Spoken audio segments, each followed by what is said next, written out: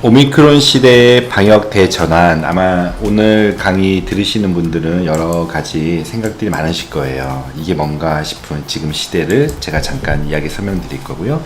제목 그대로입니다. 집단 방역이라고 했던 그동안의 기조에서 이제는 개인 면역, 사람들이 이 개인 면역이라고 했을 때 각자 도생 아닌가 이렇게 생각할 수 있는데, 맞습니다. 각자 도생인데 어떻게 하면 이 파고를 개인들이 잘 슬기롭게 이겨낼 수 있을지에 대해서 오늘 좀 말씀드릴게요. 특별히 코로나 바이러스를 이기는 영양과 음식이라는 부제를 달았는데 뒷부분에 그 부분에 대해서 집중적으로 말씀을 좀 드리겠습니다.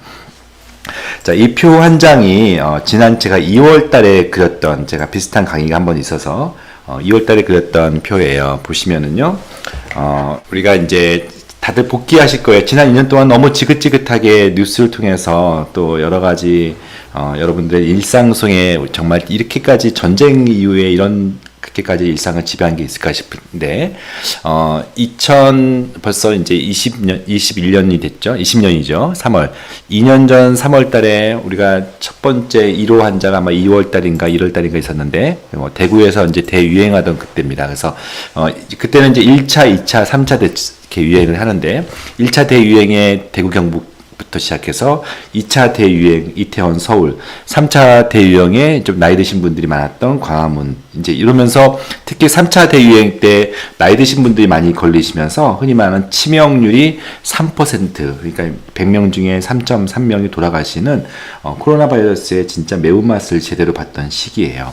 그런데 백신이 나오기 시작했어요. 벌써 여러분들 기억이 이제 가물가물하실 텐데, 작년 2월 달부터 의료진 대상으로, 그리고 요양병원에 있는 사람들 대상으로 백신을 공급하기 시작하면서 치명률이 뚝 떨어지기 시작해요. 특별히 당시 60대 이상의, 그리고 특별히 요양병원이라고 하는 어떤 폐쇄된 공간에서 한번 감염이 되면은 그 연세 드신 분들이 집단으로 감염되었던 그 시기에 치명률이 백신을 그분들부터 먼저 맞으시면서 뚝 떨어지는, 우리가 누구나 경험했던 백신 효과를 경험했었고, 근데 그러면서 이제 더 이상 소상공인부터 해서 힘들어서 이제 2차 접종하신 분들 꽤 많아지면서 이제는 정치권이나 여러 시민단체 시민들이 좀 풀어달라 해서 위드 코로나를 선언한 게 이제 작년 10월 정도였는데, 문제는 위드 코로나를 시행하면서 아차 싶을 정도로 백신을 맞으신 분들의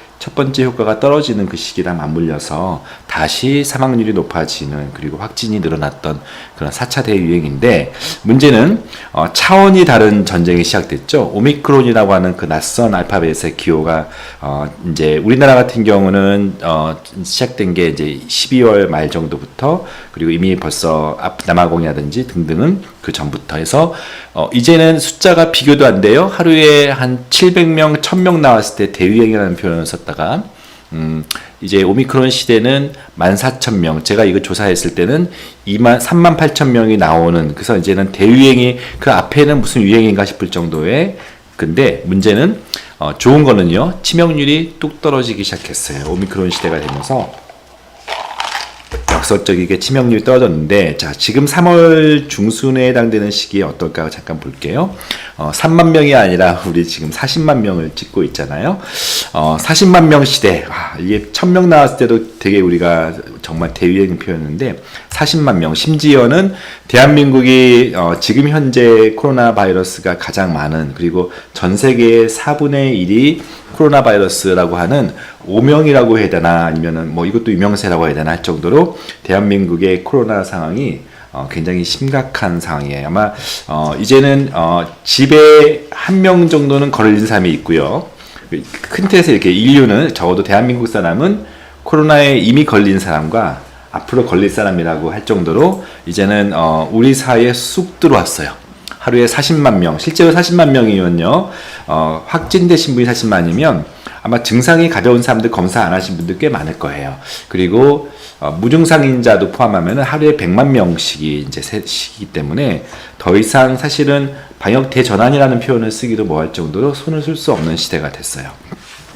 자, 여기까지가 잠깐 여러분들이 다 아는 얘기 했고요. 제가 오늘은 여러 데이터들을 보여드릴 텐데, 좀 복귀를 좀 하려고 해요. 아직은 코로나가 끝나지 않았고 어떻게 보면 정점이긴 한데, 이 복귀를 통해서 이 정점을 이해하는 데 도움이 되고 또 정점 이후에 우리가 앞으로 어떻게 나아갈지에 대해서 이해가 될 겁니다. 첫 번째 좀 어려운 얘기지만 뭐 요즘 신속항원 검사도 여러분들 많이 하시고 또 뭐 PCR 검사도 많이 해봤지만 다시 한번 이 바이러스 특징 잠깐 한번 짚어 넘어갈 거고요. 그리고 전 국민이 2년 동안 공부를 많이 했어요. 뭐 바이러스뿐만 아니라 신속항원, PCR, 항체, 또 오늘은 제가 또 중화항체 얘기할 거고 백신과 관련돼서 뭐가 문제였었는지 그리고 이런 부분들 잠깐 얘기할 거고 제가 특별히 그 사이에 보건산업진흥원에서 과제를 따서 중화항체 연구를 한 게 있어요. 이걸 통해서 제가 무엇을 얘기하고 싶은지 잠깐 좀 먼저 말씀을 드릴 거고요. 첫 번째 패러그램이 그렇고 두 번째는요. 많은 사람들이 정말 혼란의 혼란, 도대체 우리가 잘하고 있는 것인가, K방역이라는 멋진 이름을 가지고 굉장히 여러 가지 사실은 자부심도 있었는데 지금 이렇게 확진자가 많이 늘어난 거 말고요. 제가 한번 중간에 설문지를 한번 해서 많은 사람들, 아마 여기 카페에 계셨던 분들도 좀 도와주신 것 같은데 설문을 통해서 제가 한번 좀 봤어요. 우리가 잘한 것들은 되게 많아요. 저는 개인적으로 유학은 이겁니다. 오미크론에 이렇게 정점인 게 다행이지 델타 때 뭐 인도나 미국이나 이런 나라처럼 델타 때 정말 정점이었으면 정말 많은 희생이 있었을 텐데 그나마 저는 오미크론까지 정부가 어쨌든 꽁꽁 싸매면서 잘했다라고 저는 개인적으로는 이 정부의 방역 정책을 칭찬해요. 그럼에도 불구하고 그 과정 속에서 그늘이라는 게 있습니다. 그 그늘에 대한 부분들을 좀 짚고 넘어갈 거고 언젠가는 이런 일이 또 올 거고 아직도 끝나지 않았지만 이 그늘에 대한 부분들을 좀 생각할 때 부분이어서 그런 부분들을 좀 같이 얘기할 거고요. 마지막으로 자, 집단 방역의 시대에서 이제 개인 면역 시대, 어떻게 보면 각자 도생의 시대에 나는 어떻게, 분명히 언젠간 나도 걸릴 거고, 우리 가족도 걸리고, 심지어 가족도 걸려있는 사람도 있을 때, 내가 어떻게 이것을 대체할 것인가를 얘기하고, 그 중에서 특별히, 백신은 이미 다 우리 맞았잖아요. 근데 백신 말고 또 다른 플러스 알파, 즉, 개인의 면역을 증가시켜서 특별히, 그동안 많은 논문들이 나왔거든요. 그래서 제가 제 책도 이제 좀 있으면 나오는데 많은 논문들에서 말하고자 하는 코로나를 이기는 영양과 음식 이 부분이 어쩌면 기능 이야기에서 가장 핵심 부분이니까 마지막까지 들어주시면 감사할 것 같아요. 보기도 싫은 이 코로나 바이러스 다시 한번 볼게요. 이 스파이크 단백질처럼 생긴 이 구조를 가진 이 바이러스 특징이 있어요. 이 스파이크가 일단은 굉장히 아주 문제를 일으켰어요. 이 스파이크라는 것은 호흡기에 ACE라고 하는 수용체에 들어와요. 그러니까 특징적으로 호흡기 점막에 달라붙기 때문에 이 호흡기 증상, 즉 기침이나 그로 인한 염증, 즉 열 같은 게 있을 수 있는 그야말로 호흡기 증상, 호흡기 바이러스인데 문제는 이 바이러스가 되게 단순하게 생겼지만 이 안에 많은 그런 유전자를 가지고 있고 보통 PCR 검사라고 하는 것은 이 유전자의 시퀀싱이라고 해서 다른 바이러스에는 존재하지 않는 그 나열된 시퀀싱을 분석하는 것이 PCR 방식이에요. 여러분들 아마 이 중에 꽤 많은 사람들이 줄 많이 기다려서 PCR 검사를 했죠. 정확도가 꽤 높은 반면 이것도 좀 문제가 있어요. 우리 검사라는 것은 진단이라는 것은 정확도가 높은 게 최고지만 어떻게 보면은 무증상 감염자를 지난 2년 동안 속출했어요. 즉 우리나라의 방역 방식이 누가 한번 확진되면 주변은 저인 방식으로 하다 보니까 나 아직 증상도 없는데 바이러스가 내 몸속에 들어와 있는 상태에서 그냥 증상이 진단이 돼요. 그러나 보통은 바이러스가 들어와도 우리 면역체계가 그것을 밀어내는 힘이 있는데 이 PCR 검사를 저인 방식으로 하다 보니까 불필요한 어떤 문제들 나중에 말씀드리겠지만 투머치 즉 철학적인 문제예요. PCR 확진자가 즉 진단받은 것이냐 증상이 있는 자가 진단받느냐의 문제인데 사실은 무증상이라고 하는 PCR 확진자가 격리되는 이런 일까지 생겼어요. 어쨌든 굉장히 센시티비티, 민감도가 높고요. 특별히 좀 어렵지만 이 CT 값이라는 것을 조정하면서 센시티비티를 조정하는데 우리나라가 좀 더 민감한 방식으로 PCR을 좀 이렇게 사용했어요. 근데 여러분들 지금 갑자기 정부가 한 달 전부터 신속 항원 검사를 대체를 하기 시작했어요. PCR을 따라가지 못하는 거예요. 아무리 우리나라가 PCR을 많이 생산하는 나라일지라도 근데 저 같은 경우는 작년 3월 달부터 이 출국자 검사를 이 신속 항원 검사로 하기 시작했었거든요. 이미 중국을 제외한 대부분의 나라가 특히 미국이나 서구권 모든 나라가 출국자 검사를 PCR 대신에 신속 항원으로 대체한 지가 꽤 됐고요. 저 같은 경우 약 5천 건 정도의 신속 항원 검사를 직접 했던 경험이 있을 정도로, 그래서 이 신속 항원 검사는 앞서 PCR 검사가 분자 진단, 즉 바이러스의 유전자의 특정 부분을 읽는 방식으로 다른 바이러스에 없는 그 염기 서열을 읽는 확정된 방식인데, 우리가 임신 테스트기랑 똑같은 원리예요. 즉 바이러스가 어떤 특정 단백질을 분비할 때 그 단백질을 인식하는 그런 항체를 붙여가지고 시약에 뿌려 놓는 거예요. 그래서 임신 테스트 하는 거랑 똑같은 원리로 시약에, 여기에 키트에다가 그 특정 시약을 묻혀서 바이러스가 들어있을 것 같은 그 검체를 이렇게 이제 녹여서 집어내면은 쭉 짧은 시간 내에 한 5분 내지 한 7분 내에 음성인지 양성인지가 나오는 아주 간단한 키트 방식이에요. 두 가지 방식으로 허가가 됐는데, 의사가 직접 코 쑤시고 병원에서 한다 해서 이것을 의사가 처방하는 신속항원, 영어로 POCT라고 하고요. 반면에 자가키트, 스스로 하는 거예요. 그러니까 자가키트와 의사가 직접 하는 거에 이 키트 차이는 없어요. 어떤 차이가 있겠어요? 숙련된 의사가 코를 찌르는 것하고 무서워서 벌벌 떨면서 자기가 코를 찌르는 거는 바이러스 얼만큼 로딩이 많은지 검체가 그 차이거든요. 키트 차이 아니에요. 키트는 똑같은 키트인데, 즉 스스로 찔렀을 때 아무래도 공포감 때문에 깊이 못 찌르니까 정확도가 떨어진다라고 그렇게 보시면 되고, 의사가 그냥 사정 없이 찔렀을 때 좀 더 그 차이인 것 뿐이에요. 그죠?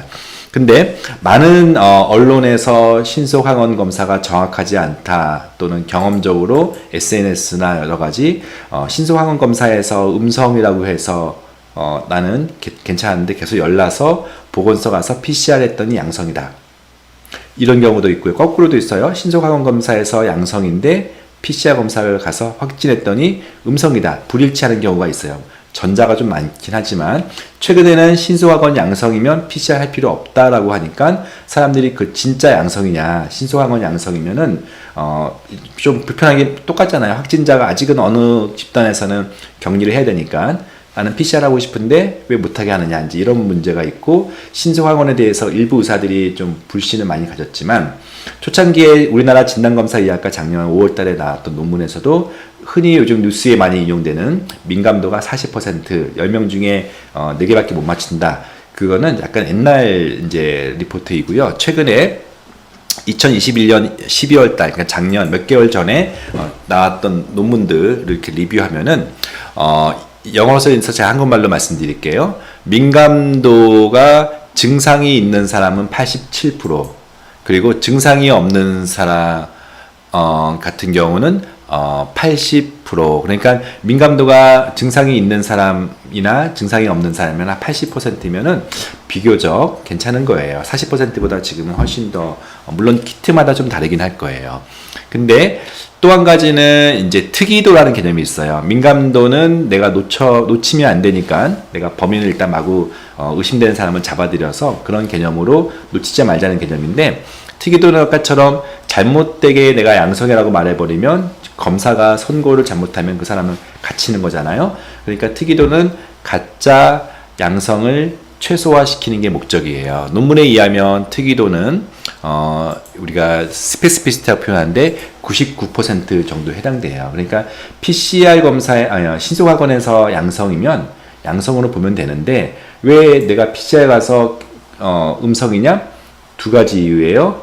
그 다음날 같은 날이 아니기 때문에, 그러니까 좀 더 증상이 좋아져서 그럴 수도 있고, 두 번째 PCR 검사할 때 역시 검체 채취가 잘못됐을 수도 있는 거예요. 그러니까 신속항원에서 양성이면은 그냥 받아들이고, 또 한 가지 신속항원에서 음성이잖아요. 그렇다고 이거 무시하지 말고 증상에 따라, 이게 아까도 증상이 있냐 없냐에 따라서 제가 차이가 나는 것처럼, 보통 신속항원 검사는 아마 여러분들 경험이 있으신 분들일 거예요. 내가 열이 나고 몸살이 있어. 그날 검사했더니 음성 나왔다고 100% 아니라고 말 못하기 때문에 조심스러울 거예요. 그래서 가능한 외출 삼가고, 그 다음날 또 좀 더 증상이 심해졌어. 코 또 찔러봤는데 또 음성이야. 근데 또 아니라고 100% 기다리지 못하고 근데 3일째 했더니 양성 나와. 이런 스토리 굉장히 많아요. 즉 얼만큼 내가 증상이 있고 바이러스를 특별히 오미크론 같은 경우는 이 하부 깊은 데보다는 코 주변에 많기 때문에 코나 인후에서 많이 검출되기 때문에 검출 방법에 따라서 신속항원이 달라지기 때문에 양성이 안 나왔다고 해서 음성이라고 해서 전혀 아닌 게 아니다. 민감도 개념을 봤을 때는 20% 정도는. 그럼에도 불구하고 신속항원 검사는 집에서 특히 자가로 하는 경우는 여러 번 할 수 있기 때문에 의심되면 할 수 있는 지금 최선의 방법이다 라고 보시면 되겠어요. 자, 항원 검사 알고 항체 검사라는 게 있어요. 항체 검사. 조금 뭐 복잡한 얘기까지는 안 할게요. 우리가 항체는 IgM, IgG가 있어요.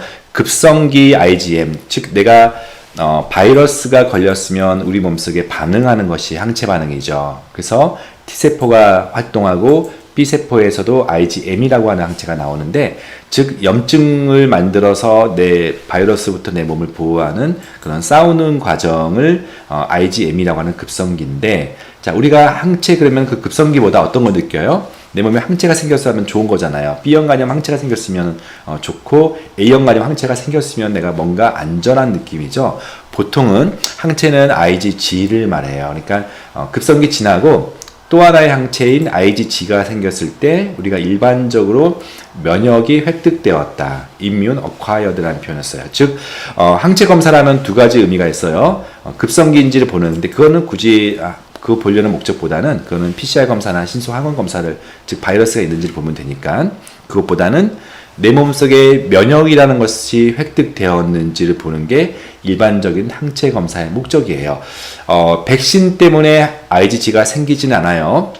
사노팜이나 시노백처럼 중국 백신은 약독화된, 즉 바이러스를 직접 집어넣는 방식이니까 IgG가 생기긴 하지만 메신저 RNA, 즉 화이자, 모더나 또는 얀센 또는 아스트라제네카 같은 경우는 백신을 맞는다고 IgG가 생기지 않아요. 그러니까 여러분들이 내가 감염에 걸렸나 또는 뭔가 으슬으슬했는데 지금은 증상은 괜찮아. 근데 찜찜하잖아요. 바깥에 나가기도 좀 무섭고, 근데 내가 이미 감염이 걸렸는데 지나갔으면 좋은 거잖아요. 그럴 때 할 수 있는 게 이런 항체 검사고, 역시 이것도 키트 방식으로 한 10분 만에 나오는 항체 검사도 있고 정확도가 좀 떨어지겠죠. 혈액 검사로 특별히 N단백질이라는 것을 검사하면은 내가 바이러스에 걸렸던 사람인지 아닌지를 알 수가 있어서, 제가 말했죠. 지금 40만 명이지만 실제로는 100만 명이 걸리고 있다고. 즉 검사하지 않는 사람들, 무증상 또는 경증상들까지 포함하면은 여러분도 돌이켜보세요. 지난 2주 동안, 한 달 동안 몸살이 있었을 거예요. 그러면 내가 항체가 즉 바이러스가 살짝 지나갔나 이렇게 생각할 수 있어요. 그때 이제 병원에서 해볼 수 있는 게 항체 검사라는 거예요. 근데 제가 아까 연구 하나 있다고 했죠. 중화항체란 말 종종 들어봤을까요? 중화항체라는 개념이 있어요. 우리가 일반 항체는 말했던 것처럼 내가 면역을 획득했다 그런 개념인데, 우리가 백신의 효과를 본다 했을 때 일반 항체로 판단하지 않고, 저도 잘 몰랐어요. 중화항체가 어떤지를 계속 뉴스에서도 나오고, 제가 논문 읽어보니까 어떤 특정 백신이라는 것이 효과가 있는지 없는지는 중화항체로 본다는 것들을 계속 봐서 제가 공부하고 연구 지원해서 돼서 제가 750명을 저희 병원에서 중화항체 검사를 한 거예요. 중화항체라는 거는요, 바이러스가 들어오는데 아까 제가 수용체 ACE라고 하는 수용체, 호흡기 점막에 AC 단백질을 통해서 들어오는데, 바이러스가 스파이크가 있단 말이에요. 찔렀는데 수용체가 있어서 들어오는데 그것을 막아주는 항체라 해서 중화시킨다. 영어로 neutralization. 그러니까 공격하는 것을 무력화시킨다는 개념이기 때문에 어떨 때 쓰겠어요? 바이러스가 침투하지 않게끔 만드는 그 항체가 중화항체고, 그 중화항체가 있다는 얘기는 어떤 이유에서인지 내가 바이러스로부터 내가 안전하다, 프로텍션이 됐다는 얘기인데, 뭐 때문에? 백신 때문에. 백신이 바로 저희 중화항체를 만드는 거거든요. 물론 한 번 감염된 사람도 중화항체가 많이 생겨서 재감염되지 않는 것이 이 백신의 원리예요. 자, 그러면은 모든 백신이 똑같으냐? 여러분들 작년 1년 동안 나는 아스트라제네카 맞고 누구는 얀센 맞고 누구는 화이자 맞았는데, 자꾸 어느 백신이 방역당국에서는 다 똑같아요 라고 말했지만 연구에서는 그렇게 얘기하지 않아요. 네이처, 우리가 가장 유명한 논문이죠. 네이처에서는 중화항체 같은 경우에 기준을 봤을 때 백신마다 효능성이 다르다라고 얘기를 해요. 제일 떨어지는 게 중국산 백신이에요. 중국산 백신은 물백신이라고 알려져 있는데 40% 정도밖에 효능성이 없어요. 아스트라제네카, 더 떨어지는 게 얀센이에요. 그리고 아스트라제네카, 근데 가장 80% 정도, 화이자, 모더나, 노바백스 이 파란색으로 표시한 거는 우등생들이에요. 그러니까 이 메신저 RNA 백신이 확실히 중화항체를 많이 생겨서 바이러스부터 나를 보호한다. 이 개념이 있는 거예요. 제가 말했던 K방역 연구를 저희 병원에서 작년 9월부터 12월까지 제가 3, 4개월 동안 진행했는데, 즉 어떤 백신 맞은 사람도 상관없이 아스트라제네카, 화이자 또는 아스트라제네카 플러스 화이자 교차 접종이라고 해요. 또는 모더나, 또는 어떤 사람은 한 번만 맞는 얀센도 있었죠. 이런 사람을 대상으로 제가 중화항체를 측정하는 연구를 했어요. 그리고 이번에 몇 주 전에, 제가 3주 전에 샌디에고에 갔다 왔는데 미국에 가서 이걸 발표도 하고 이렇게 논문도 만들었어요. 제가 그 얘기 잠깐 할게요. 중화항체를 키트 방식으로 만들어 가지고 쉽게 그 자리에서 육안으로 보지 않고 이 애플리케이션을 사용해 가지고 항체가 있냐 없냐를 보는 거고, 이 실제 키트 말고 혈액에서 보는 그 생화학적 방식으로 보는 것과 민감도, 특이도가 거의 일치한다는 것들을 보여주는 연구 논문에 기반해서 제가 한번 제 논문 데이터 가지고 좀 말씀드릴게요. 여러분들 어떤 백신 맞았죠? 아스트라제네카 맞으신 분들, 저 같은 경우 의료진이었기 때문에 2월달, 3월달에 아스트라제네카를 맞았던 사람이에요. 흔히 아제 백신이라고 하죠.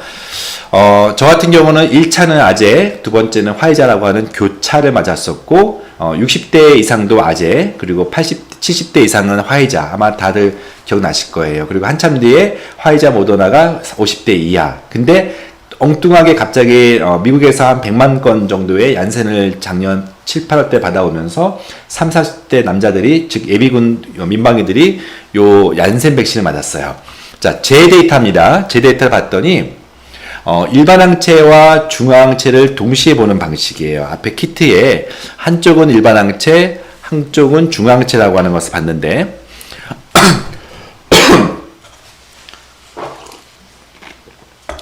네, 아스트라제네카가 일반 항체가 생기는 경우가 71%, 교차 접종은 거의 100%, 화이자 98%, 모더나 100%, 근데 얀센은 34% 안습이죠. 자, 일반 항체라는 것은 제가 IgG, 즉 면역을 획득했다는 개념이에요. 백신에는 두 가지 의미가 있어요. 일반적인 백신, 전통적인 백신의 개념은 우리가 독감 백신 맞는다고 독감 안 걸려요? 그냥 다 같이 하는 말이 뭐죠? 백신 맞았더니 덜 힘들다. 조스터 백신, 그러니까 대상포진 백신 맞는다고 절대 안 걸려요? 들어올 수는 있지만 약하다. 즉 한번 비슷한 바이러스가 백신 형태로 들어왔으면은 진짜 바이러스가 들어왔을 때 메모리 기능이 있어서 내가 같은 면역 반응을 빨리 일으키기 때문에 중증으로 가는 것을 막는다는 개념이 일반 항체예요. 근데 아제 백신 같은 경우는 30% 정도에서 안 생길 수 제 논문에서는 그래요. 그래서 그 면역도 사실은 잘 안 생기는데 하필이면 뭐가 문제죠? 60대 이상의 아제를 맞았기 때문에, 그리고 그분들이 좀 빨리 맞고 위드 코로나 10월 달에 아제 백신의 효과가 떨어졌을 때 이 확 방역을 풀었기 때문에 사실은 문제가 된 거예요. 자, 더 문제는 중화항체 개념인데, 중화항체라는 것은 백신이 어떤 두 번째 의미, 바이러스 자체가 못 들어온다, 그런 개념이에요. 일반적인 약독화 백신, 전통적인 중국 백신들은 그런 개념이 없고, 메신저 RNA, 즉 모더나, 화이자 같은 신식 백신이나 아스트라제네카 같은 경우에 원래 목적은 바이러스가 ACE 수용체에 결합하는 것을 중화항체가 막아주는 거니까 이게 중요하겠죠. 아제 34%, 교차 74%, 화이자 86%, 모더나 100%, 얀센 10%밖에 안 돼요. 자, 이거를 제가 9월 때부터 연구를 하다 보니까 제 환자 중에 얀센 맞으신 분들 계속 음성이 나오는 거예요. 그래서 제가 정부 사람들한테도 또 제 SNS 통해서 얀센 맞으신 분은 맞은 게 아니니까 반드시 더 맞아야 됩니다라고 얘기를 했어요. 자, 나이 따라서 또 달라져요. 20대, 30대, 40대, 50대, 60대, 70대. 30대가 중화항체가 떨어지는 것은 이 나이에 얀센 백신을 많이 맞았기 때문에, 남자들이. 근데 어쨌든 보고 싶은 것은 나이가 증가할수록 중화항체가 떨어진다. 이게 이제 또 개인의 면역의 특징에 나이라는 게 포함되는 거예요. 그러니까 백신을 맞고 나서 반짝 좋았는데 나이가 든 사람들은 그 항체 생성이 떨어진다는 것도 우리가 알게 된 거예요. 특별히 60대 이상 항체 생성률은 아스트라제네카 같은 경우는 30%밖에 안 되고 화이자 같은 좋은 백신도 60%밖에 안 되기 때문에 이 백신 맞았다고 특히 연세 있는 분들은 특히 시간이 지나면 더 중요한 거는요. 백신 완료 기간이 지났는데 4개월 이상 되니까 아무리 좋은 화이자 백신도 효능이 떨어지는 거예요. 제가 이것도 한 11월 정도 알았는데 이때쯤 저도 이제 막 알게 됐을 때 정부도 알게 된 거예요. 이미 벌써 화이자 백신을 1차를 맞은 사람이 특히 화이자 같은 경우는 나이 드신 70대 이상가 2, 3월 맞았다 보니까 4개월 되니까 효과가 떨어지는 거예요. 그래서 광화문 때 10월 달에 백신 맞은 줄 알고 좋아했던 사람들이 2차를 맞기 전에 재감염되면서 문제가 된 경우가 많죠. 제가 뭐 자세히는 얘기 안 해요. 연령, 나이, 심지어는 통증이 많을수록 중화항체가 생긴다. 그런 속설이 있죠. 내가 백신 맞고 많이 아팠던 사람은 왠지 항체가 잘 생길 거야. 막 위로해 주잖아요. 실제 제 연구에서도 통증이 있는 사람들이 항체가 그만큼 면역 반응이 더 활발했고 염증 반응이 더 잘 생겼기 때문에 아픈 만큼 항체가 생겼다 이렇게 보시는 것도 제가 발견했어요. 당뇨 같은 경우는 면역이 저하됐기 때문에 상대적으로 항체가 안 생기니까 좀 더 이용군이라 할 수 있겠죠. 어쨌든 제가 중항체 연구를 9월부터 12월 동안 하면서 제가 중간 리포트를 계속 내면서 아스트라제네카 백신 생각보다 안 좋아요. 그래서 특별히 나이 드셨던 맞았던 분들은 3차는 무조건 화이자를 맞으세요 라고 목소리를 냈어요. 60대 75세 아스트라제네카 백신 맞은 사람들이 6개월 이후에 즉 1, 2차까지 다 맞았다고 생각하는 거예요. 1차는 2, 3월 2차 즉 우리가 완료라고 표현했던 2차 접종을 보통 3개월 뒤, 4개월 뒤에 했으니까 백신 모자랐을 때 4개월까지 했었죠. 그러니까 6월달 정도에 내가 다 맞았다라고 보셨던 분들이 10월, 11, 1월 달에 4개월 지나서 위드 코로나가 되면서 다들 다시 걸리기 시작했던 게 지난 우리 반추했던 경험이에요. 그래서 그때 그 광화문 중심의 4차 대유행 때 위중증 사망률이 갑자기 치솟아 올랐던 게 대구나 이태원 같은 경우는 젊은 사람, 광화문 때는 이미 백신 맞았다고 생각하신, 2번까지 맞았다고 생각하셨던 분들의 감염이 문제가 됐던 거예요. 우리가 이렇게 배웠던 거예요. 처음부터 이럴 줄 알았나요? 그리고 화이자를 맞았던 75세 이상도 마찬가지 개념이에요. 제일 먼저 맞았는데, 2차까지 제일 먼저 맞았는데, 그러나 중화항체가 4개월 뒤에 뚝 떨어지면서 그 위드 코로나 시기에 사망률이 높았던데 반영된 거예요. 얀센, 30대 예비역 중심의 그 100만 명 얀센 백신은 물백신이에요. 그래서 제가 계속 정부 쪽에도 이분들이 우선순위다. 제일 많이 돌아다니는 남자들이다 보니까 술 먹고 다니니까 백신 완료, 백신 패스라고 하면서 다녔던 분들이 문제니까 무조건 다시 맞춰야 된다 해서 정부가 10월에 지침에 얀센 맞은 사람도 다시 화이자 백신이나 모더나 백신 맞으라고 권고가 됐죠. 그러니까 이런 것들이 정부 당국도 처음부터 알았나요? 데이터가 쌓이니까 알게 되면서 우리가 이제 배워가는 거예요.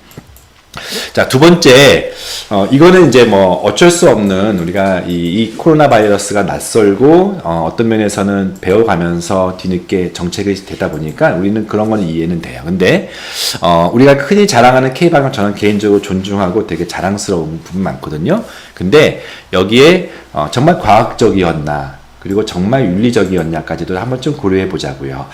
이랬을 때 제가 한번 설문지를 제 주변 사람들한테 또는 카페 사람들한테 해서 설문지를 한 570만 8명 정도 통계를 충분히 낼 수 있을 정도로 숫자를 냈어요. 그래서 주변 사람들이 의사들이 많으니까 의료인들이 좀 많았고 과학자들도 많이 참여했는데 일반인들도 한 50% 넘게 참여했어요.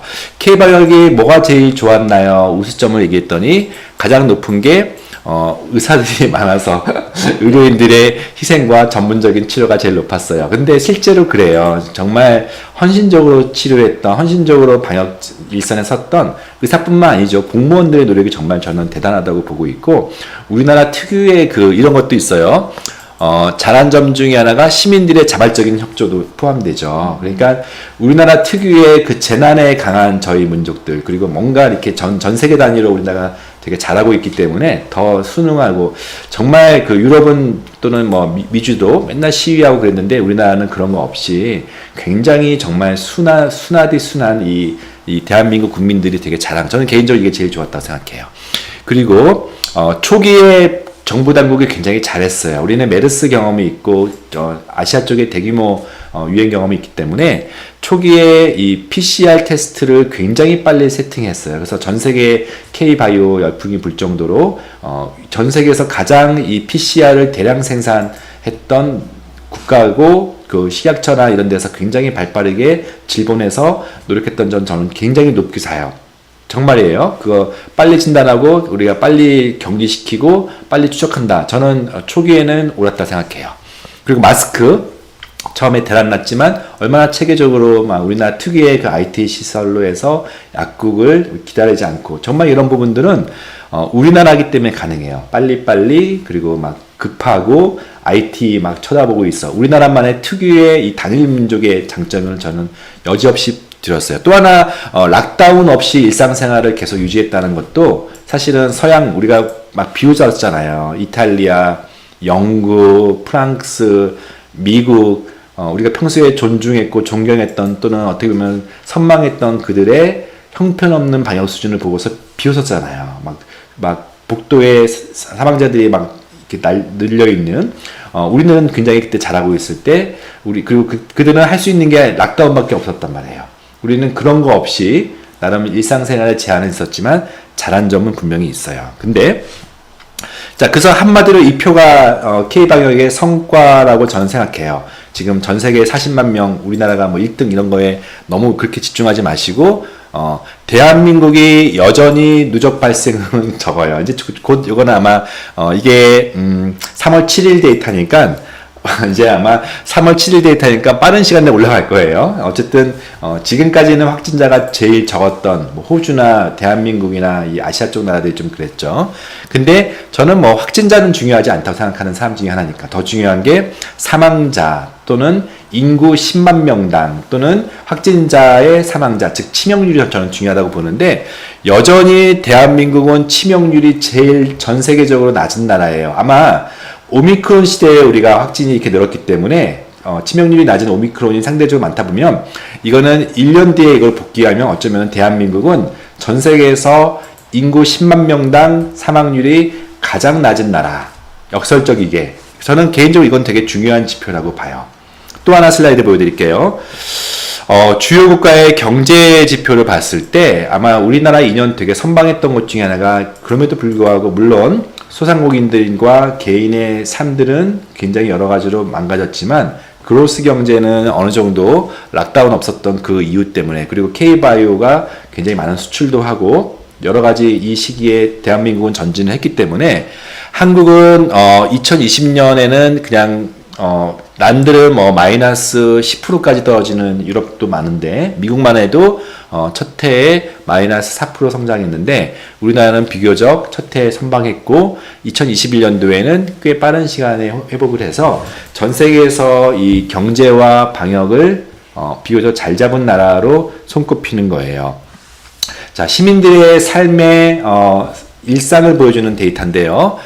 주요 국가의 소매점, 그러니까 얼마나 이 24시간 편의점을 왔다 갔다 했느냐, 얼마나 물건들 사러 왔다 갔다 했느냐, 식당에 왔다 갔다 했느냐, 그리고 비행기 표 끊어서 국내에 여가 생활을 누렸는지 보여 지표인데 한국이 보면은 여가 시설 이동량이 영국 같은 경우 락다운을 한 2달 동안 했잖아요. 50% 정도의 그 감소에 비해서 한국은 마이너스 3.2%니까 특별히 우리가 생각보다는 이 일상생활 잘 누렸던 것은 되게 전 좋은 점이에요. 그리고 여가 시설 변화도 한국은 큰 차이가 없는 걸로 나와서 비교적 돌이켜보면은 힘들었지만 잘 지냈다. 이게 이제 한마디로 요약할 수 있어요. 그럼에도 불구하고 제가 오늘 하고 싶은 얘기 마냥 K방향을 칭찬만 하고 싶지는 않아요. 그 안에 비록 소수일지라도 사실은 꽤 다수예요. 굉장히 많은 희생을 딛고 이 다수가 누렸다는 것을 분명히 기억하자는 거예요. 제 설문조사입니다. K방역에서 가장 문제점, 비과학적이고 심지어는 비윤리적인 부분은 무엇이었을까요?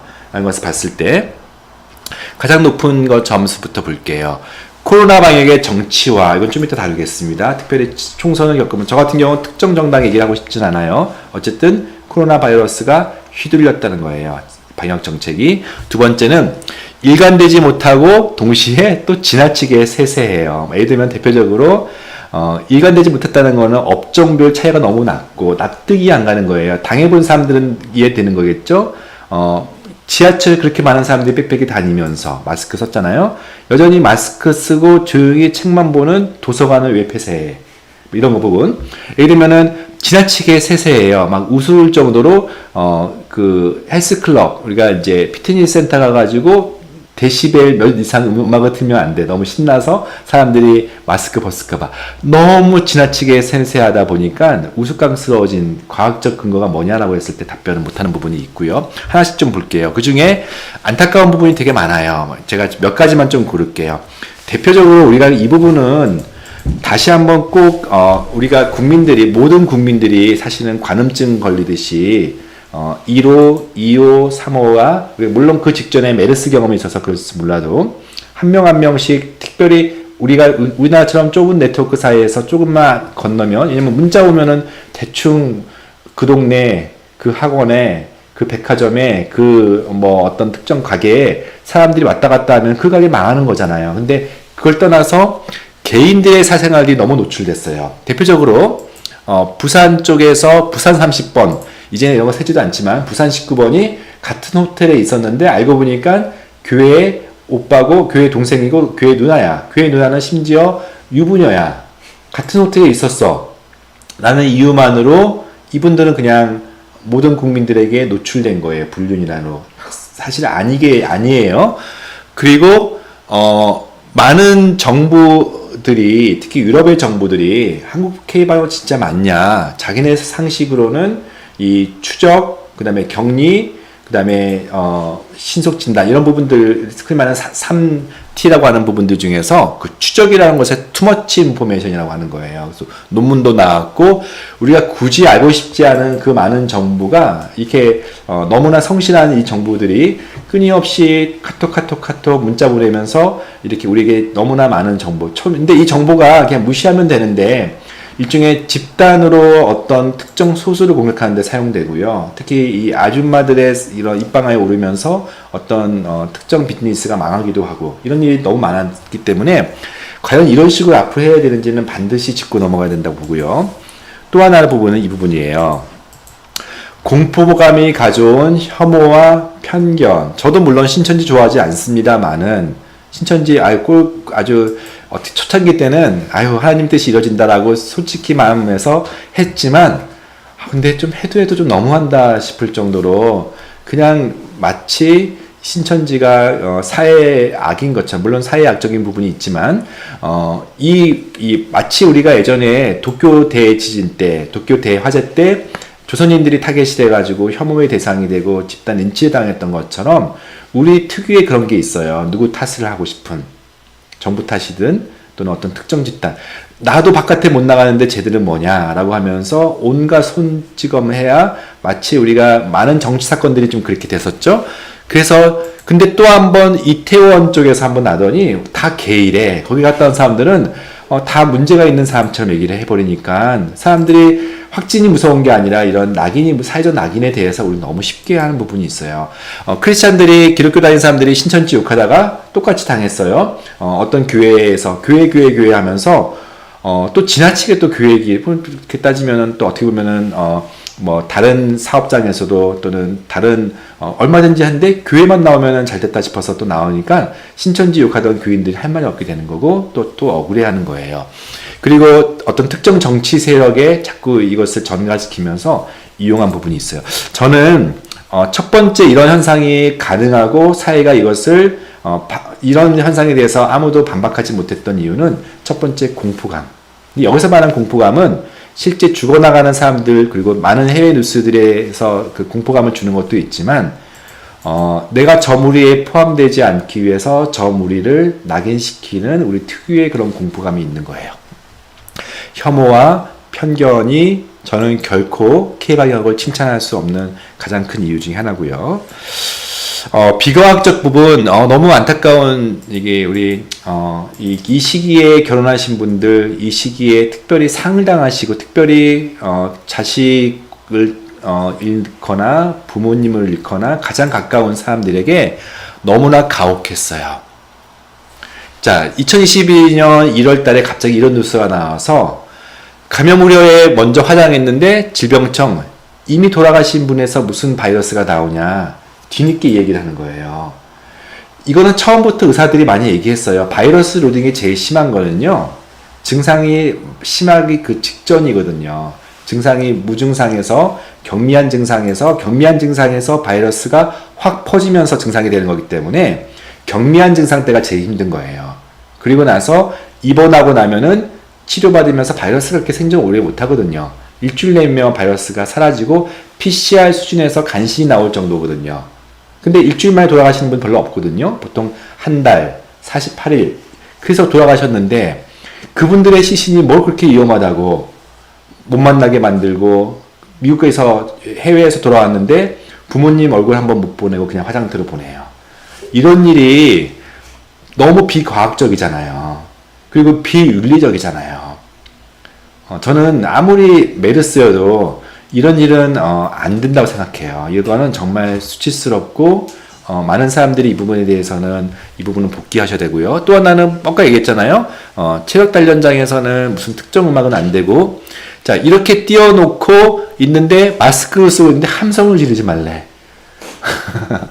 그러니까 이러니까 이제 보여주기 식이에요. 이게 TV에 잡히는 모습이니까 이렇게 하면은 되는 줄 알고 이런 거 아니에요. 이 사람들이 집에 돌아갈 때는 지하철에서 다 뭉쳐있을 텐데요. 그쵸? 이런 점이 너무 많았던 거예요. 공포감이 가져오는 비이성적인 부분들. 그리고 청소년 백신 관련해서 가장 대표적이에요. 저는 개인적으로 청소년 백신에 대해서 오케이 방역 패스 뭐 어느 정도는 인정해. 근데 학원을 못 다니게 한다? 그럼 그 강제잖아요. 학원이라는 것은 학생한테는 일부가 아니고 그건 필수인데 학원을 강제? 근데 그 백신 패스라고 하는 부분이 저는 처음부터 백신 패스가 아니라 백신 인센티브 얼마든지 나이스하게 할 수 있었거든요. 자 보세요. 백신 맞았음에도 불구하고 해외 못 나가는 건 똑같다잖아요. 백신 맞았음에도 불구하고 완료까지 했음에도 불구하고 모임 못하는 건 똑같잖아요. 그러면 왜 맞아요? 근데 백신을 안 맞으면 학원 못 가게 하고 백신 안 맞으면 꼬리표 붙여가지고 QR코드를 백신 안 맞은 사람이라고 나오게 하는 게 과연 정말 물론 전 개인적으로 백신 효과를 나중에 말씀드리겠지만 인정하고 되게 중요시 여기는데 백신 효과도 있지만 백신 부작용이라는 게 있는 그리고 백신 효과가 극히 떨어지는 즉 백신 효과가 뭐죠? 사망자를 안 나오게 만들고 중증으로 안 가게 하는데 청소년 시기에 그렇게 안 간단 말이에요. 바이러스가 매개체가 된다? 청소년이 바이러스 옮기면은 집안에 있는 어르신들 그러면 어르신들 백신 다 맞았잖아요. 그 시기에는요. 그러니까 이런 부분들이 저는 오히려 잘 수능했던 국민들에게 저항감을 주면서 불필요한 논쟁을 해요. 심지어 9월 27일에는 백신 필요 없다 청소년들은 그러던 질청에서 10월 7일에는 맞아야 된다라고 하니까 그때는 옳고 지금은 틀리다라는 게 너무 많은 거예요. 물론 제가 말씀드렸던 코로나에 대한 인폼들이 계속 업데이트되고 있는 시점이라서 그렇지만 이때쯤 되면 청소년 시기에는 백신을 맞지 않아도 감염이 되어도 사망자 또는 중증은 극히 적다라는 게 나왔던 때란 말이에요. 이때 청소년이 중요한 게 아니라 더 중요한 게 뭡니까? 60세 이상의 나이 드신 분들이 2차 백신을 맞고 넋 놓고 있었단 말이에요. 위드 코로나 시절에. 저는 모든 화력을 그들한테 집중해서 사망자를 낮추는 게 줄이는 게 중요하지 확진자 수 줄이는 게 중요하지 않다고 늘 얘기했어요. 자, 제일 안타까웠던 부분이 바로 이 부분이에요. 방역의 정치화. 여러분들 중에 뭐 어떤 정치를 선호하든지 상관없어요. 자, 가장 혜택을 보신 분은 문재인 대통령이 틀림없어요. 왜냐면 이 기간 동안에는 모든 시선이 이 코로나 바이러스 K방역의 성공에 따라서 정부 지지가 오르고 특별히 총선에 굉장히 큰 영향을 준 것은 사실이기 때문에 그걸 모를 리 없는 이 정부에서 우리나라는 유럽과 미국의 확진자가 수만 명 쏟아지는데 우리는 100명 밑으로 떨어진다는 것은 정말 좋은 아젠다이에요. 저는 개인적으로 충분히 그 아젠다에 대해서 동의는 하지만 그럼에도 불구하고 확진자 수를 낮추는데 또는 확진자 수를 잡기 위해서 앞서 말했던 그런 많은 사회적 편견과 혐오와 소수에 대한 어떤 인권의 유린들을 허용하면서 이해했다는 게 문제라는 생각이 들고, 어느 순간부터는 확진자가 중요한 게 아니라 치명률, 사망률이 더 중요한 부분들인데 여전히 K방역은 확진자만 가지고 했던 부분이 저는 개인적으로 이 정부의 큰 잘못이라 생각해요. 물론 정부의 문제만이 아니에요. 야당은 정말 어떻게 표현해야 될까요? 백신이 없을 때는 백신 없다 그러고, 백신이 있을 때는 백신 부작용 때문에 문제다 그러고, 하여튼 뭐든 하여튼 이 여당과 반대로 야당은 그 정책에 대해서 반대함으로써 불만인 사람들을 어떻게든지 폭증시키려고 했던 부분도 분명히 있어요. 자, 우리뿐만 아니에요. 미국의 민주당 지지와 공화당 지지도 백신 접종률이 확 차이가 나버려요. 그러니까 보수적인 데서는 좀 더 코로나 바이러스 별거 아닌데 지나치게 탄압하고 지나치게 억압한다는 그런 시각들이 있고, 좀 더 민주당이나 우리나라 정부 같은 경우에서는 좀 더 이 코로나를 통해서 집권 세력들은 통제하려고 하는 부분들이 분명히 있는 것은 사실인 것 같아요. 자, 코로나19로부터 얻는 교훈이 있어야 될 거 아니에요. 우리가 2년 동안 이 고생을 했기 때문에 교훈이 있어야 되고 다시 한번 복귀하는 게 필요해요. 지금 절정, 그러나 저는 절정이 아니고 지금 끝나가는 시기로 보기 때문에, 자, 팬데믹은 또 올 것인데 매번 이런 식으로 대응할 것인지를 우리가 메르스의 그 경험 때문에 지나치게 경험한 것들이 아닌가라는 것은 저는 분명히 생각을 해요. 새로운 변종 바이러스에 대해서 진단법, 초기 신속 대응은 정말 저는 이번엔 잘한 거고요. 앞으로도 그렇게 하셔야 된다고 믿고, 특별히 어떤 새로운 검사법을 허가에는 해줄 때 신속 이 허가에 대해서는 굉장히 중요한 것 같아요. 근데 모든 언론이나 모든 정보 지표들이 확진자 수만 지난 2년 동안 떠들고 최근 들어서야 위중증, 치명률 다양한 지표들을 보여줬어야 주고 있는데 진작 그랬어야 돼요. 코로나에 대한 지나친 두려움을 바로 이 확진자 수가 마치 맨날 아침 뉴스, 맨날 저녁 뉴스는 확진자 수였는데 저는 처음부터 위중증자와 치명률이 중요하다. 그래야 위드 코로나가 온다라고 믿었고요. 그리고 이 체계적으로 무증상, 경증, 위증장에 따라서 지금은 이제 그렇게 어쩔 수밖에 없지만 초기에 무증상인데 끌려가서 일주일 동안 입수하고 오잖아요. 그렇게 사회 낭비가 어디 있어요? 그렇게 의료 낭비가 어디 있겠어요? 그러면서 또 의료 병상은 없다고 했잖아요. 그래서 무증상, 경증, 위증증에 따라서 분리하는 그 재택, 그리고 어떤 시설, 병원도 외래 입원이라고 하는 이 단계를, 즉 하이라키를 만드는 게 되게 중요하다고 볼 수 있고, 중요한 거는 앞으로 이런 팬데믹이 올 때 과연 전 국민을 꾹꾹 묶는 방식으로 가능한가가 아니라는 것들을 지금 보고 있기 때문에 결국은 고위험군에 대해서 관리하는 게 핵심이고 고위험 중심으로 의료시설을 이용하는 게 핵심이라는 걸 이번에 배운 거잖아요. 백신 패스가 아니에요. 백신 인센티브 얼마든지 할 게 있었거든요. 젊은 사람들 해외 나가고 싶어 하잖아요. 근데 갔다 오면은 격리 때문에 못 나가잖아요. 근데 젊은 사람들이 지금 돌아다니면서 백신을 바이러스 많이 옮겼을 텐데 해외 나갈 수 있다, 또는 어떤 특정 모임에 나갈 수 있고 클럽 갈 수 있다, 그러면은 얼마든지 사람들이 맞았을 거 아니에요. 이렇게 나이스하게 해야지 되는데 마치 이 백신에 대해서 거부감 있는 사람이 굉장히 많거든요. 제 환자들 중에 특별히 저는 만성피로 면역 저하자들이 많다 보니까 이유 있는 이유로 백신을 안 맞는 사람 저는 개인적으로 존중해야 되고 보고, 그분들은 오히려 안 나오거든요. 근데 백신 맞은 줄 알고, 얀센 맞았다고 다 맞은 줄 알고, 아스트라 맞은 지 벌써 6개월 지났는데 백신 패스라고 해가지고 다녔던 게 저는 더 문제라고 봐요. 데이터에 근거해서 예측 가능하고 대중과 끝없이 소통을 정말 했는가? 저는 확진자 수 외에 무슨 데이터를 정부가 보였는지 한동안 답답했었어요. 입시적인 데이터가 필요해요. 지금도 사실 마찬가지예요. 오미크론 바이러스가 지금 확정되면은 백신 맞은 사람들이 얼만큼 덜, 제가 좀 이따 보여드릴게요. 그래서 사람들이 덜 부담스럽고 예측 가능하고 정부의 정책이 6월달이면 이렇지만 8월달, 9월달은 어떻게 갈 것인지를 예측해야 이것이 가는데 어느 날 갑자기 휙휙 바뀌기 때문에 이것이 사람들이 받아들이기보다는 저항하는 쪽으로 갈 수 있다는 것이 안타까운 거예요. 자, 라이브스와 라이프후스, 그러니까 생명과 생계의 균형이라고 하는 관점을 이번에 아마 똑똑히 정부가 경험했을 거예요. 소상공인이라고 불리우는 많은 피해자들이 엄청 양산이 됐었고요. 근데 그분들의 희생을 각오로 K방역에 성공했다 그러면 당연히 소상공인들 피해받으신 분들 중심으로 보상이 돼야 되는데 개인적으로 되게 안타까워요. 뭐 어떤 정보든지 관계없이 보상은 그분들한테 집중돼야지 왜 전 국민들에게, 특별히 이 시기에 돈이 많이 풀림으로써 돈을 버신 분들도 많은데 그냥 모두에게 보편적인 복지는 저는 개인적으로 아니라고 생각해요.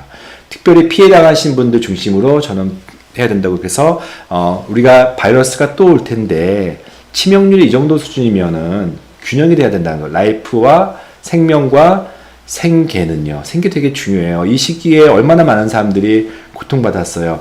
소상공인뿐만 아니라 공연계에 있는 분들, 여행계에 있는 분들, 프리랜서 분들, 어떤 면에서 어떤 산업의 큰 틀이 바뀌기도 하죠. 비대면적으로. 그러나 그 과정 속에서 준비 안 된 사람들의 고통, 그리고 개인들의 어떤 정서 건강이 굉장히 걱정이 될 정도입니다.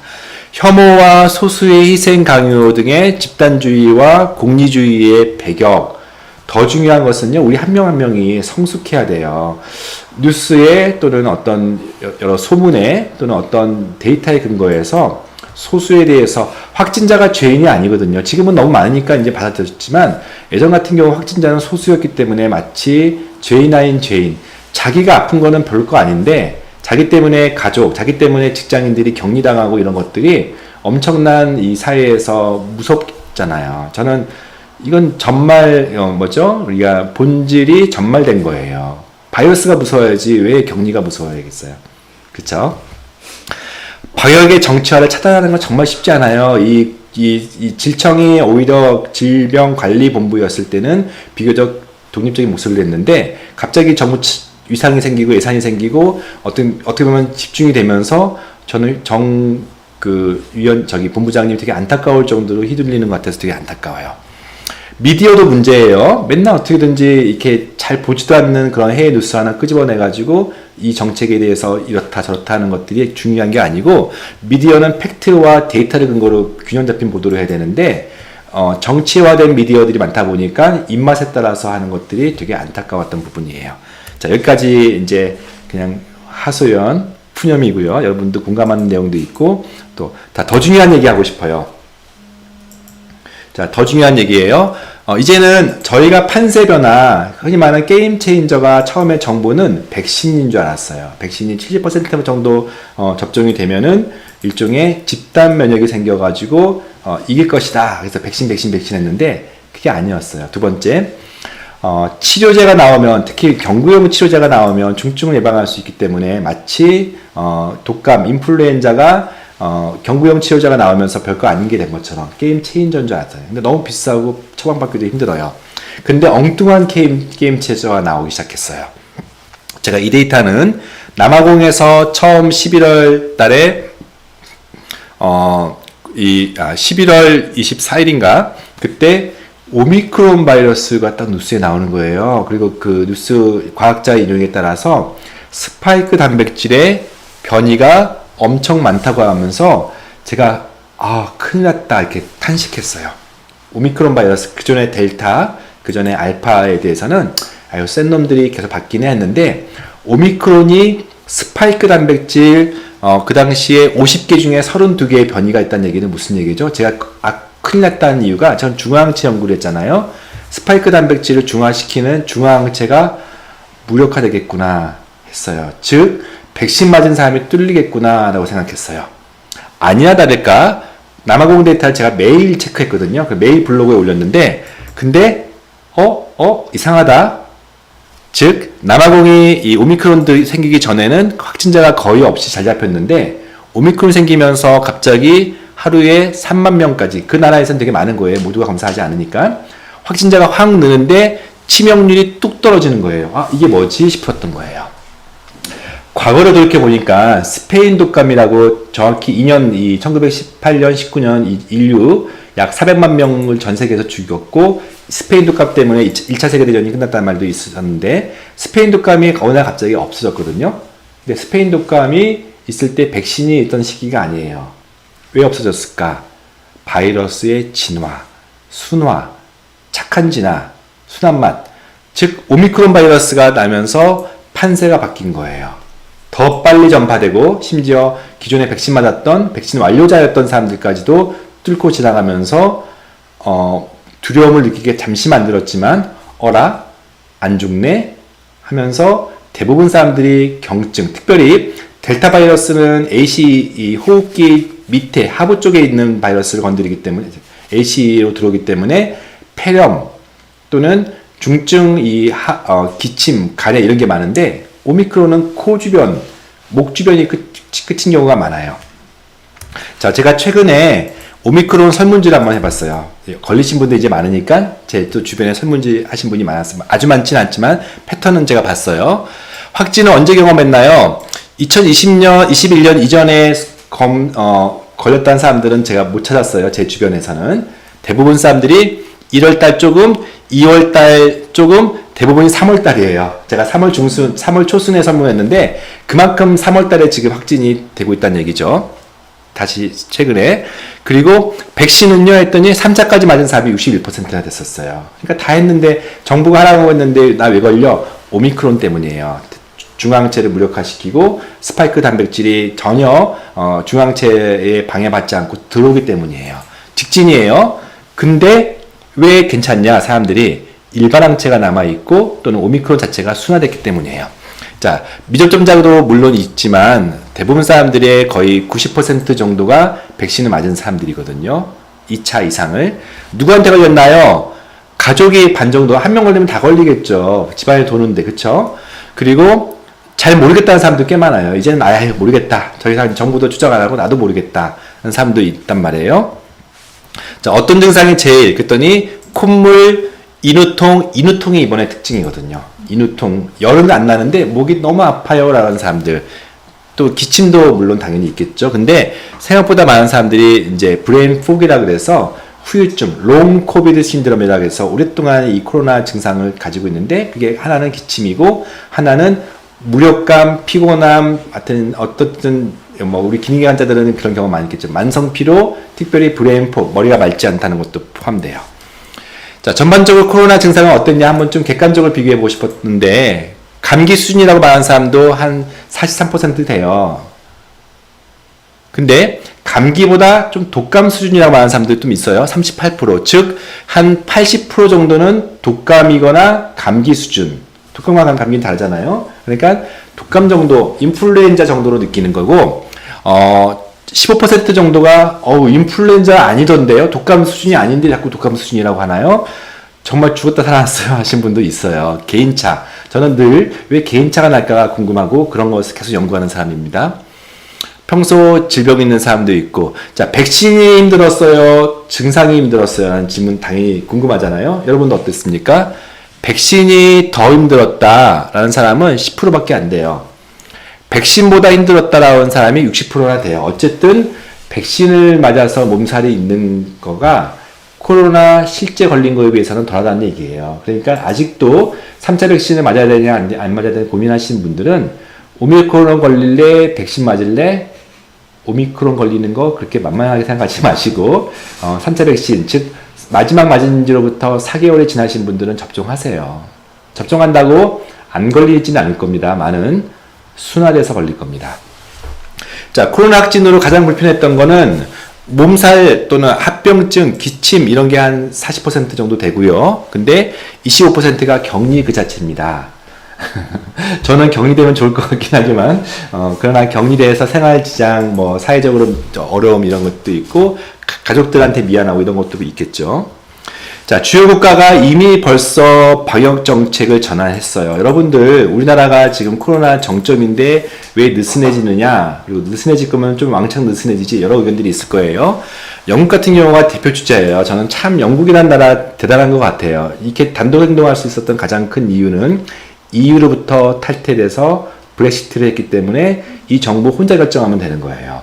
그런 점도 있고, 영국 특유의, 섬나라 특유의 좀 깡다구가 있어요. 그래서 우리가 제일 먼저 영국 데이터를 먼저 보는 이유가 남아공에 이어서 오미크론이 두 번째로 확산된 나라예요. 오미크론은 확산되기 한 달 만이면 그냥 전 지배종이 돼버리는 거거든요. 그래서 영국도 이렇게 가장 많은 시기에 방역 지침을 온전히 해제했어요. 온전히. 그래서 실내, 실외, 그랬더니 마스크 벗어든다고 이미 벌써 뉴스들이 2월 달부터 쏟아져 나오기 시작한 거예요. 제가 지난번 얼마 전에 샌디에고로 갔다 왔다고 했잖아요. 학회 발표하러. 제가 간 2월 21일 그 주, 이제 지금 한 달도 좀 안 됐어요. 그 주가 미국에서 캘리포니아가 처음으로 실내에서 마스크를 벗게 한 날이에요. 그래서 금요일 날 갔더니 실외는 물론이고 실내까지 사람들이 바글바글 대면서 우리만 마스크 쓰고 다니는 거예요. 그러면 거기서는 마스크 쓰면 제 확진자다 하면서 좀 경계하는 분위기인데, 공교롭게도 제가 미국 샌프란시스코 학회, 같은 학회였는데 간 게 대구에서 확진자가 폭발됐던 1차 유행 때 갔었어요. 아직은 대한민국과 중국만 이 코로나 바이러스 경험했던 때여서 그 당시에 미국은 되게 지금처럼 자유로웠던 때예요. 제가 갔던 게 거의 3월 초니까 마지막 학회였는데, 그러더니 갑자기 제가 돌아올 쯤 되니까 미국에서 수상한 분위기가 나더니 갑자기 하루에 몇만 명씩 생겼던 게 바로 그 시점이고, 제가 이번에 다시 갈 때 거꾸로 미국이 마스크 벗고 한국은 아직까지 마스크 벗지 못하는 이런 상황이었어요. 자, 국내에서 코로나가 방역 대전환을 한다고 하니까 정치가 일단 커요. 새로운 정부가 국면 시도할 거예요. 코로나 대응 체계를 대폭 수정한다. 저는 개인적으로는 뭐 이 정부의 지지를 떠나서 맞는 방향을 생각하고요. 위중증 사망자, 자, 이것만 또 강조하면 역대 최대일 수밖에 없죠. 확진자가 늘었으니까 위중증과 사망자는 비례해서 드는 거 아니에요. 확진자가 1000명일 때, 확진자가 하루에 2000명일 때 사망자가 50명 나왔는데, 지금 하루 확진자가 40만 명일 때 사망자가 200명인 거거든요. 그러니까 절대 비례해서 나온 건 아닌데, 또 이렇게 제목을 써버리면,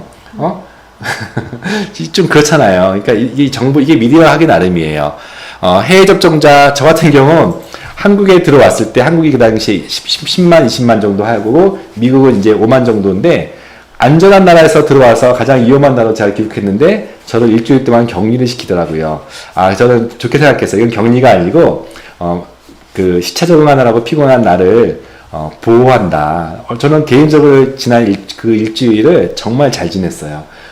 정말 아무것도 안 하고 지내기는 의사가 쉽지 않은데 여행보다 더 좋았을 정도로 개인적으로 좋아했지만, 이게 뭡니까? 해외 접종자는 굳이 오미크론 막으려고 했던 거 아니에요. 그쵸? 오미크론이 우리나라에서 제일 많은데 도대체 뭘 막으려고 해외 접종 아직까지, 이런 게 빨리 바뀌어야 되는, 그래야 차라리 안전한 해외로 여러분들 나갔다 오시는 게 낫죠. 이 시기에. 이제는 PCR만 고집하더니 도무지 감당이 안 되죠. 벌써 다른 나라는 신속항원은 대체할 정도로 감기, 독감 다루듯이 하는, 독감 때 누가 PCR 검사해요? 독감 때 이 키트 검사 잘 안 하는데, 이제 그런 분위기로 가고 있고, 이제 정부가 체계적으로 어쩔 수 없이 하향 조정하고 있는 거예요. 그래서 여러분들 어떻게 보면은 갑자기 정부가 손 놓는 거 아니야? 그리고 하루가 멀게 주변에 확진자 소식이 들고, 그리고 여러분 중에도 이미 확진자가 많을 텐데, 저는 어떻게 보면 이런 전환에 있어서 정부의 역할은 저는 끝났는데, 뭐가 남았냐? 공포감에 깃들여 있는 우리들이 바뀌어야 돼. 물론 오미크론이 여전히 안전한 건 아니에요. 제가 좀 이따 데이터 다 보여드릴 거지만, 그러나 오미크론 시대에 이제는 큰 기조, 방역은 완화, 그러나 면역은 강화라고 하는 이 부분이 중요하고, 제가 블로그를 그때 언제냐면은 이때가 꽤 초창기 때 제가 올 1월달인가 아마 개인적으로 쓰면서, PCR 검사는 안 되니 항원 검사로 하자. 이거 2달 전 얘기예요. 방역은 완화되고 마스크 쓰고 근무하지만 실외에서는 벗자. 확진자에 대한 지나친 격리는 하지 말자. 일주일이 뭐냐. 5일 정도면 의학적으로 충분하다. 그리고 부스터샷 맞고 PCR 음성인 사람을 왜 격리시키냐. 하지 말자. 근데 면역은 강화돼야 된다. 백신, 특별히 60세 이상은 4차까지 전환해야 된다고 저는 믿고 있거든요. 그러나 60세 이상, 특별히 젊은 사람들한테 백신 너무 강조하지 말자. 우리가 자원도 낭비인데. 그리고 개인의 희생이 더 중요해요. 이런 시기에 KF94 꺼내서 드십시오. 걸리기 싫으면. 근데 자기가 면역이 괜찮고 걸려도 괜찮다 싶으면 I don't care. 근데 좀 이따 얘기하지만 비타민 D 얘기 좀 할게요. 정치 방역 안 된다. 특히 대선 앞두고 너무 양측에서 날카로워졌으니까 정치가 들어오는 순간 방역은 망가진다. 그리고 가장 중요한 게 확진자 수의 일희일비해서 이 숫자에 이 여러분들이 그동안 2년 동안 노출됐다 보니까 정서적으로 감당할 수 있을까? 감당하시라고 제가 말씀드리는 거고, 사회적으로 위축되지 않아야 된다는 거예요. 확진자여도. 그 얘기를 하고 싶었던 거고요. 여전히 가장 강력한 무기는 백신이에요. 제가 왜 이 슬라이드를 어려운 슬라이드를 보여주냐면은, 백신 안 맞아 이렇게 얘기하시는 분이 있어요. 여러분들이 20대, 30대 저는 괜찮아요. 안 맞아도. 근데 40대 이상이면 저 얘기 잘 들으세요. 자, 남녀 상관없이 백신을 안 맞은 사람의 치명률이 다른 모든 백신 접종자에 비해서 특별히 고령층에서는 가장 높아요. 0.1, 362. 젊은 사람에 비해서 백신을 안 맞은 사람일 때는 362. 근데 백신을 한 번 맞고 두 번 맞고 또 부스터까지 맞은 사람들은 362에서 70대여도 18로 줄어요. 그러니까 백신이 가장 특히 연령대 높으신 분, 여전히 오미크론이라고 해서 안 죽는 거 아니거든요. 여전히 치명률이 70대 이상에서는 적어도 4%, 5% 이상은 되니까. 어쨌든 그 사망을 낮추면 나이 드신 분들은 백신의 효과가 훨씬 크다는 것을 저는 강조를 해요. 60대 마찬가지고 50대까지는요. 그래서 50대는 저는 3차 백신에 대해서 주저하지 마시고, 물론 여러분들이 건강하다, 그럼 여러분들의 옵션이긴 하겠지만 평상시에 질병이 있다고 하면은 저는 맞으시기를 권고하는 표를 드려요. 제가 마침 아마 내일 나올 것 같은데, 이거 준비하다 보니까 시기가 겹쳤어요. 제가 1년 반 전에 즉 코로나 시작하고 나서 4월 달에 책 편집 모임을 하고 8월 달에 그때 책을 낸 게 바이러스 이기는 영양제라는 책을 냈었어요. 그때 열린 책들인데 사람의 집은 열린 책들의 자회사입니다. 근데 그때는 제가 책의 상당 부분 두꺼운 책을 인플루엔자 또는 기타 호흡기 바이러스, 감기 이런 바이러스를 이기는 영양제를 썼어요. 왜냐면 코로나 초창기 때이기 때문에 제가 근거를 제시할 수 있는 논문들이 많지 않았기 때문에. 근데 이번에 제가 다시 보니까 굉장히 많은 논문들이 영양과 음식과 관련해서 코로나를 이긴다는 것에 대해서 논문들이 쏟아져 나왔어요. 그래서 제가 최근에 한 달 사이에 그걸 정리해가지고 내일 나오는 책이 바이러스를 이기는 영양과 음식으로 증보가 됐고, 특별히 몇 가지 강조되는 내용들을 실을 거라서 오늘 끝나고 나서 저한테 질문 이렇게 하시는 분들에게 제가 2명 뽑아서 이 책을 전달드리도록 할게요. 자, 그 중에서 제가 제일 강조하는 확실한 면역 효과가 비타민 D예요. 여러분들 비타민 D 좋은 건 다 아실 텐데, 자, 일단 논문 두 가지 볼게요. 한 논문은요, 2020년도 1월달, 5월 1월달에 나온 거예요. 얼마 안 된 논문, 따끈따끈한 논문이에요. 메타 분석이라는 것은 기존의 임상 연구들이 여러 개 있을 때, 임상 연구들이 다 다른 목소리를 낼 수 있으니까, 그 여러 개의 임상 연구를 통으로 한꺼번에 시스템 분석을 한 것을 말해요. 그러니까 보통 임상 연구를 제일 높게 치지만, 더 좋은 게 메타 분석이에요. 그 사이에 총 6개의 비타민 D와 관련돼서 치료가 효과가 있냐 없냐에 대한 논문이 나왔어요. 그래서 메타 분석을 했더니 A, B가 조금 다른 그런 개념이지만 어쨌든 이 까만색 다이아몬드가 1에 비해서 한참 떨어졌다는 얘기는 치료 효과가 통계적으로 의미 있다는 뜻이에요. 즉, 여기 볼게요. 미국 CDC에서도 비타민 D를 권고했는데 혈중 농도 30에서 60 정도. 자, 여러분들 피 검사하면 혈중 농도 대부분 사람들 20이 안 넘죠. 한국 사람들은요. 비타민 D를 2000단위 먹는 사람들은 30 근처로 많잖아요. 비타민 D를 5000단위 정도로 먹어야지 혈중 농도가 60까지 가까이가 돼요. 보통 병원들에서 비타민 D 주사 맞잖아요. 그러면 이게 피크가 떨어질 때는 혈중 농도가 30이 안 돼요. 그래서 제일 좋은 거는 두 가지 방법이에요. 비타민 D 주사를 맞으세요. 그리고 비타민 D 2000단위로 먹으세요. 동시에. 아니면 주사 맞기 싫으면 비타민 D 5000단위를 무조건 먹으세요. 치료 효과가 입원율 59%나 감소하고요. 사망률을 19% 감소시켜요. 그러니까 어쨌든 하나로 더 얹히는데 의미가 있으려면은 비타민 D를 5000단위를 먹는다. 아직 안 걸리신 분은 앞으로 걸리실 분인데 백신까지 맞은 상태에서 비타민 D를 5000단위 먹으시면 그래도 수월하게 진행하실 거예요. 자, 걸려서 중증으로 안 가는 것뿐만 아니라 걸리지 않게 하는 효과도 있다는 얘기예요. 예방 효과는 비타민 D 고용량을 복용했을 때 43%덜 걸리게 된다는 얘기예요. 그러니까 비타민 별로 안 비싸거든요. 5000단위여봤자 한 달에 2, 3만 원밖에 안 하니까 여러분도 투자하세요. 비타민 D. 저 관계 없어요. 회사랑. 투자하세요. 자, 그래서 비타민 D의 면역 증가된 면역을 어떻게 이것을 이기는지 제 책에 잘 나왔고, 제가 예전에 비타민 D는 이 첫 번째 책 냈을 때는 별 3개, 비타민 C가 별 4개였는데 바꿔놨어요. 비타민 D가 별 4개. 자, 비타민 C는 그 유명한 인플루엔자라고 하는 독감 바이러스에 대한 굉장히 잘 짜여져 있는 임상시험이 있어서 제가 그 당시에 별 4개 줬었는데, 그러나 코로나 바이러스 관련해서 대여섯 개 정도의 임상시험이 시도됐지만 효과 있는 것은 없었어요. 그러니까 현재까지 물론 더 많은 연구가 있어야 되겠지만 비타민 C가 적어도 코로나 바이러스를 중증을 예방하고 들어오지 않게 한다는 예방 효과는 비타민 D보다는 못 찾아낸다는 것을 일단 말씀을 드릴게요. 자, 아연 같은 경우도 메타 분석을 했죠. 이 다이아몬드가 한쪽에 치우쳐 있죠. 이름은 통계적 의미 있다는 얘기예요. 총 3,129명의 대조군과 569명의 사망자를 비교했을 때 아연을 투여했을 때 그 대조군에 비해서 아연을 투여하지 않은 사망자가 18.2%였던 그룹이 아연을 투여했더니 14%로 줄어들었다. 즉 사망 효과가 37% 감소했다. 자, 어른들은 비타민 D가 제일 좋고요. 아이들은 아연이 괜찮아요. 어차피 여러 가지 목적에서 둘 다 먹는 건 저는 더 선호하기 때문에 최소한 비타민 D 5,000 단위 그리고 아연을 고농도를 먹자라는 게 저의 제안이에요. 그래서 아연도 별 4개.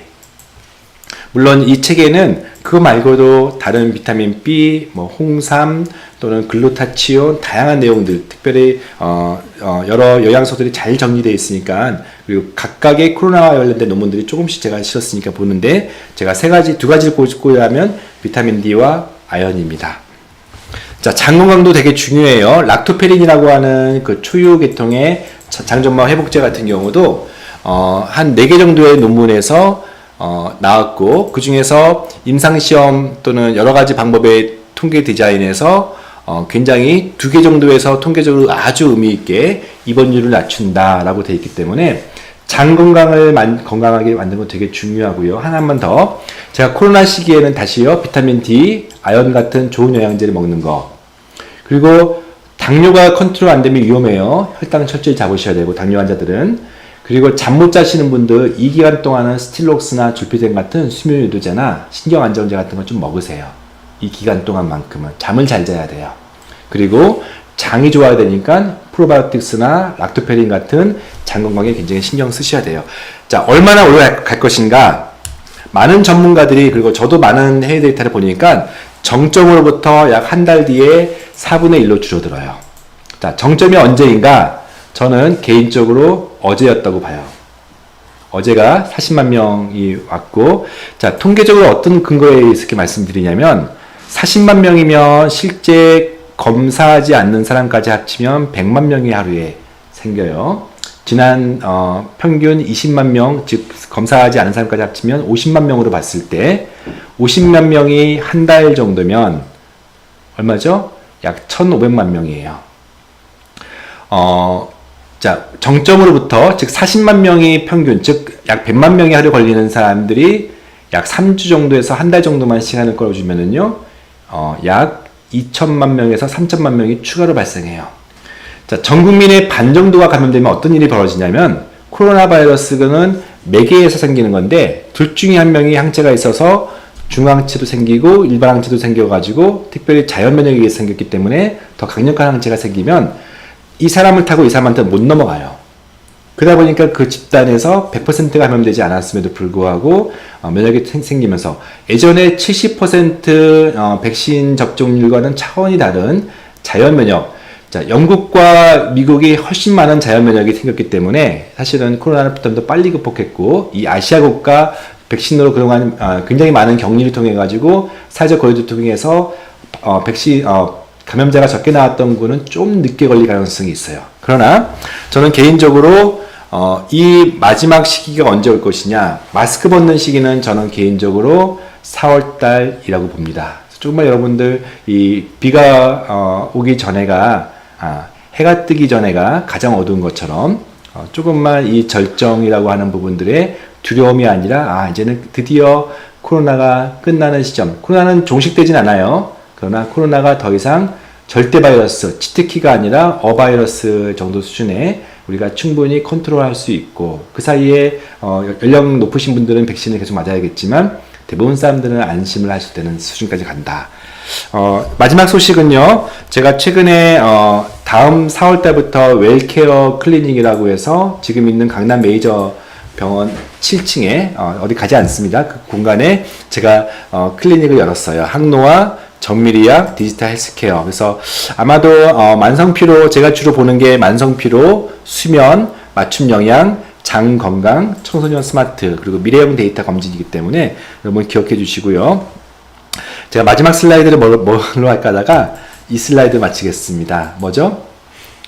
버스커의 원래 음악 틀어주려고 했는데 저작권 문제가 있어서 우리 대표님이 좀 이따 노래 한번 불러주시는 걸로 하시고, 벚꽃 엔딩 4월 중순에 정말 아름답게, 저 작년에 벚꽃이 폈을 때 혼자 마스크고 자전거 새벽에 아무도 없을 때 이 여의도 벚꽃을 다녀왔던 경험이 있거든요. 정말 눈이 부시게 아름다웠던 그 벚꽃을 적어도 올해는 마스크를 벗고, 마스크를 쓰더라도요, 뭐 황사가 있을 수 있으니까 저는 벚꽃을 즐기면서 이 지긋지긋한 코로나가 엔딩이 되길 바라고요. 코로나에 걸리지 않는 게 최선입니다. 그러나 걸릴 수 있습니다, 누구나.